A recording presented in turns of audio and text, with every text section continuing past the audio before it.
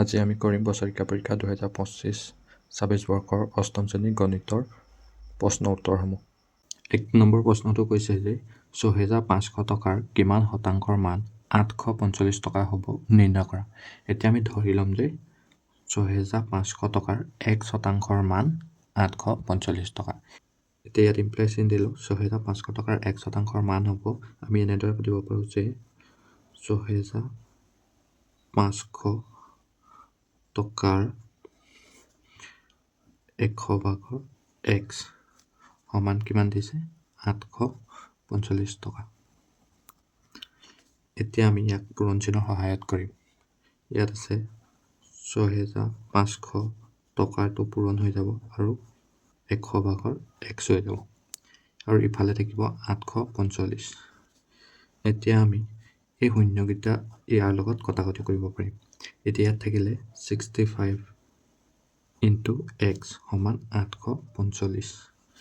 এতিয়া আমি এই 65টো যদি সমান চিনৰ ইফালে লৈ যাওঁ ৮৪৫ক হৰণ কৰিব, তেতিয়া ইয়াত থাকিব x আৰু ৮৪৫ক যদি এই 65এ হৰণ কৰে তেতিয়া xৰ মান ওলাব 13, মানে ৬৫০০ টকাৰ 13% মান ৮৪৫ টকা।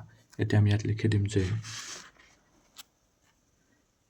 এতেকে ৬৫০০ টকাৰ 13% মান ৮৪৫ টকা।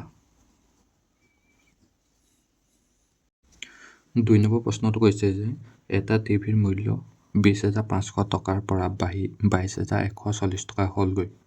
টিভিটোৰ শতকৰা মূল্য বৃদ্ধি নিৰ্ণয় কৰা। এতিয়া আমি ইয়াৰ প্ৰাৰম্ভিক মূল্য আৰু মূল্য বৃদ্ধিটো উলিয়াই ল'ম। তাৰ কাৰণে আমি এনেদৰে লিখি দিম যে টিভিটোৰ প্ৰাৰম্ভিক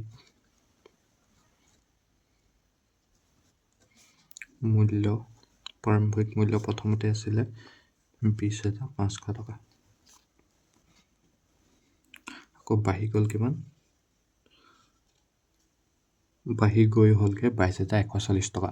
এতিয়া আমি লিখিব পাৰিম যে টিভিটোৰ নতুন মূল্য সমান আছে ২২১৪০ টকা। এতিয়া আমি এই কিমাননো বৃদ্ধি হ'ল তাৰ মূল্যটো উলিয়াই ল'ম। তাৰ কাৰণে আমি এনেদৰে লিখিম যে মূল্য বৃদ্ধি উলিয়াবলৈ হ'লে নতুন মূল্যটোৰ পৰা প্ৰাৰম্ভিক মূল্যটো বিয়োগ কৰিব লাগিব। তেতিয়াহ'লে ওলাব ২২১৪০ৰ পৰা ২০৫০০ টকা বিয়োগ কৰিলে হ'ব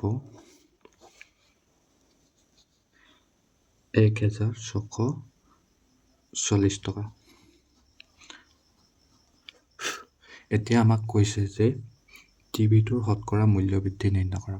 শতকৰা মূল্য বৃদ্ধি নিৰ্ণয় কৰা ফৰ্মুলাটো হৈছে এতেকে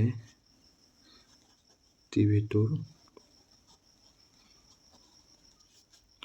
শতকৰা মূল্য হ'ব মূল্য বৃদ্ধি হ'ব। এতিয়া আমি শতকৰা মূল্য বৃদ্ধিৰ ফৰ্মুলাটো পাতিম। শতকৰা মূল্য বৃদ্ধিৰ ফৰ্মুলাটো হৈছে মূল্য বৃদ্ধি বাই নতুন নহয়, আগৰ যিটো মূল্য আছিলে প্ৰাৰম্ভিক মূল্য। ইয়াত লিখিম প্ৰাৰম্ভিক মূল্য।